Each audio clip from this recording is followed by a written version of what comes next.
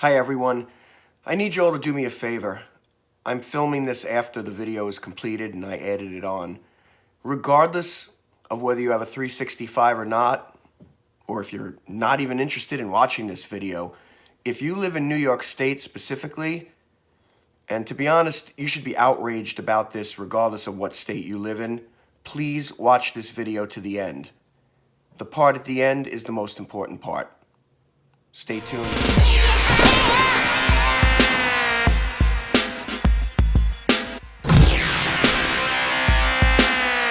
Hey, before we even continue, please smash the thumbs up button to like the video, and if you haven't subscribed to the channel, please do so and hit the bell notification so that you'll be notified of every video I upload.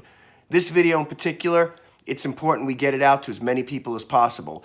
People need to be informed about the laws that affect them. Let's get on with it. Hey everyone, Skeeter here, and welcome back to the channel. It's been a while since I've done a video. Life has gotten in the way. I've had other priorities. Work's been busy. It's been great, but I'm back. So what the hell are we doing today? Well, I'll get into the reasons in a little bit, but we are going to change this 313 tactical frame in orange that I've been carrying around with me for a while back to a stock SIG 365 frame. All right, first we're going to show clear. Mag's out, of course. Gun is clear. Let's physically inspect. Nothing in the chamber. All right, let's take the slide off. Take that slide and we'll put that aside. All right, so what we got to do is we're going to take the fire control group out. All we have to do is drive out this pin right here. And that fire control group is just going to lift out in one piece. We'll be able to put that in the frame. We also have to take the mag release out, and that is a little bit of a pain in the ass, so I think we'll start with that. All right, I may take the fire control group out first, actually, and then take the mag release out. Let's do that. We'll be right back. All right, to remove the fire control unit, it's very simple. We're just going to take a punch, and we're going to push this pin out. Let's see if we can do it by hand without using a hammer. I've got a bench block here in case we need to use a hammer. Let's see, I think we're going to use a hammer. Hang on a second, we'll get our little gunsmith and hammer out of this kit. Be careful you don't slip off that pin and damage your frame. We'll line it up in the hole beneath. There she goes. One swift, easy shot.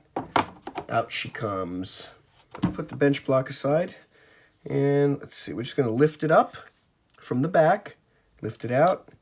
And there she comes. Okay, let me get a cloth here. Lay this on. It's a little greasy. Put this down here. All right, so there's our fire control unit. Taking the mag catch out is a little bit of a pain. I found a great video by Sig Guy.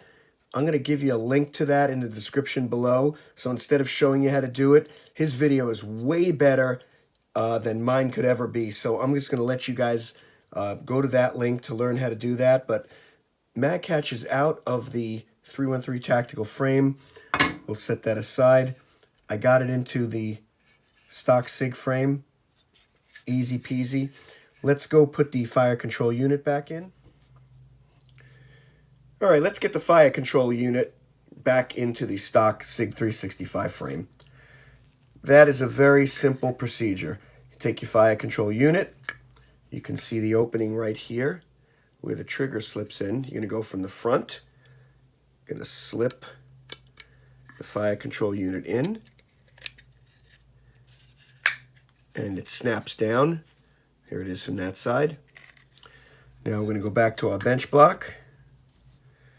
We're going to insert the pin and just gently tap it home. Make sure it's flush on each side, and it is. And that's all there is to it, folks. It's very, very simple. Okay, we're going to go back to our slide. I have the SAS slide here. I have a few different slides for this gun. Now, one of the things you have to be careful of, if you see your takedown lever, this piece here that's in the frame, that's part of the takedown lever, has to be level with the frame. And the way to do that, see, you can't pull it down right now. It won't move. You got to pull up on your slide lock, and then you'll be able to move this. So now I have it level inside the frame. It's flat. Okay, let me do it this way because I need my right hand. Okay, so now it's level. I'm holding it down, and slide goes right on, and she's good to go. It's all back together. Now we're back to a stock 365. Stand by for the reason I had to do this. You won't believe it. All right, everybody. I promised you that I'd let you know the reason why I went from my 313 tactical orange Cerakoted frame on my 365 back to a stock 365 frame. Well, here's the reason. I'm going to be reading from this paper here because I can't memorize this stuff. Here in New York State, just when you think things can't get more ridiculous, along comes some more ridiculous laws. I believe these laws went into effect November 1st. That is a day ago. And it's ridiculous. It's absolutely ridiculous. And who does it affect? You and me, the law-abiding citizens of this state. So this is Senate Bill S7152. You can look this up. Please remember, I'm not a lawyer. I'm not giving you legal advice, and I'm not going to interpret this for you. I'm just going to read it, and I made the change on my gun because of my own personal opinion of what this law means as I read it.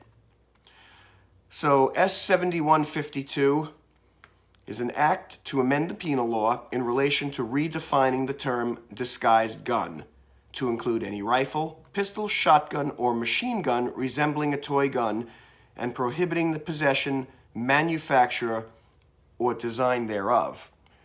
Now, here's where it gets kind of wacky. Disguised gun means any weapon or device capable of being concealed on the person from which a shot can be discharged through the energy of an explosive and is designed and intended to appear to be either A, something other than a gun, or B, a toy gun that shall include, but not be limited to, any rifle, pistol, shotgun, or machine gun displaying a color finish other than the original manufacture color, a decorative pattern or plastic-like surface, provided, however, that any rifle or shotgun displaying a camouflage color finish or pattern that is intended for hunting, as defined by Article 11 of the Environmental Conservation Law, shall not be considered a disguised gun for purposes of this section. So the way I read it is that if you change the color of your gun to anything different than the way it was manufactured, it is now illegal. If you bought a gun that was FDE or ODG and you rattle canned it back to black, that's illegal too, because you changed the original color that the gun was manufactured in. It's ridiculous. Do with this what you may. Use your own interpretation. Be careful. Until next time, Skeeter out.